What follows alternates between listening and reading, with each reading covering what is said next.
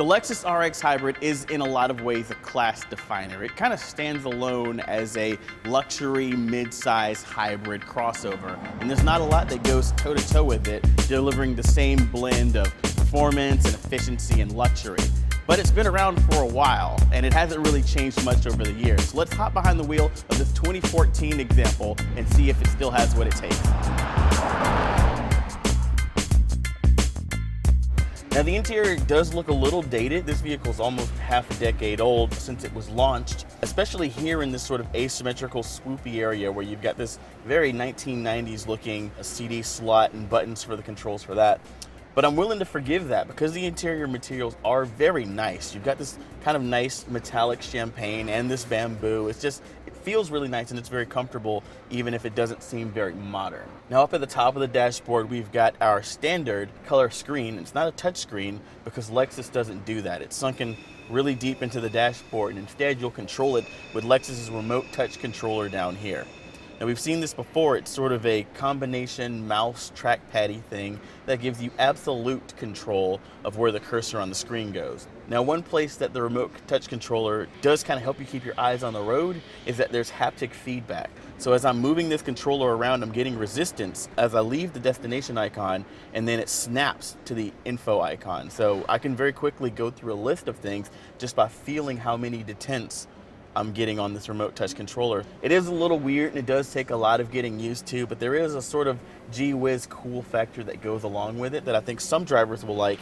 It's not my favorite way to interact. I prefer either like a control knob or just to touch the screen in most cases. The navigation system is quickly accessible by a button right here, and you get two-dimensional maps. You don't get any sort of 3D buildings or even a slight sort of bird's eye isometric tilt like you will get with a lot of navigation systems.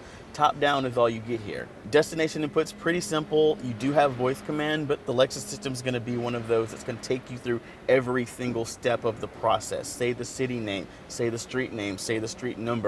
The competitors are letting you get it all in one go, and that's probably the best way to do it. And if we pop back into the main menu, we'll pop into our audio sources. Interestingly, there are separate icons for radio and media, even though more or less they take you to the same place. If we had a Bluetooth phone paired, we'd also have access to the Lexus Inform suite of apps. That's going to get you things like movietickets.com, Pandora radio playback, and more. We've also got Bluetooth audio streaming, USB connectivity with iPod, and an auxiliary input. Now underneath the hood, well, somewhere underneath the hood, Lexus has kind of covered everything up with black plastic. That's kind of par for the course, but it's a little bit weird. They left this opening to show you another engine cover. But underneath that cover, you'll find a 3.5 liter Atkins cycle V6. It's gonna put out about 245 horsepower by itself, but it's not alone. It's actually paired up via planetary gear with a 116 kilowatt electric engine. And those two together are going to give you a combined system output of 295 horsepower. Now this particular example is an all-wheel drive version, but there's no drive shaft that runs from the engine to the rear wheels. What Lexus does is they just put a second 50 kilowatt electric motor on the rear axle that just kind of comes alive and uses energy from the battery pack to give a little additional torque at the rear wheel. That saves a little bit of weight, but it also gives them an extra engine that converts into a generator when you're using regen braking. That's gonna help charge that battery a little bit faster and help you recapture energy. So it gives as good as it gets.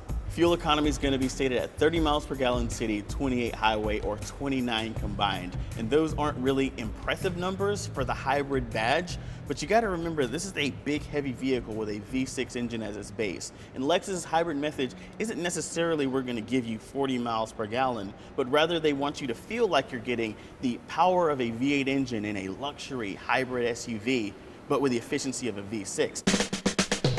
One of the most intangible and not immediately obvious benefits of going hybrid with the Lexus RX 450h is, well, just how quiet the powertrain is. Most of the time the gasoline engine isn't even running when you're stopped at a traffic light or pulling away from a stop sign, or even if you're like I'm doing right now, cruising around at about 20 miles per hour, that gasoline engine isn't even running. And when you do get up to a speed where it needs to come on, or you need a little bit more power to climb a hill, it's very quiet even then. And that's really sort of the point of this big luxury SUV, is not really to give you the maximum fuel efficiency, but to give you sort of an effortless driving experience that isn't really obtrusive. The other thing that you don't have to think about is how to get the best possible fuel economy from this car, because the hybrid powertrain system's pretty much working it all out by itself. You just drive it around like a regular car and it does 30 miles per gallon. There's no hypermiling necessary. Although you do notice that there is a little bit of lag between your inputs and the actual results where the rubber meets the road.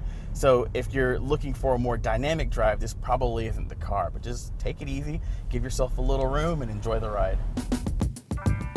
The 2014 Lexus RX 450h, that's the hybrid right here, is at the top of the RX food chain, and it's gonna start at $47,810. So we've got a lot of options. It's gonna add quite a bit to that bottom line. For example, we've got the navigation and rear seat entertainment package that's gonna substantially bump up the tech. We've got a luxury package that's gonna add those nice leather seats and that nice bamboo interior, as long as a whole lot of other amenities. And we've also got about $1,000 into a Mark Levinson audio system.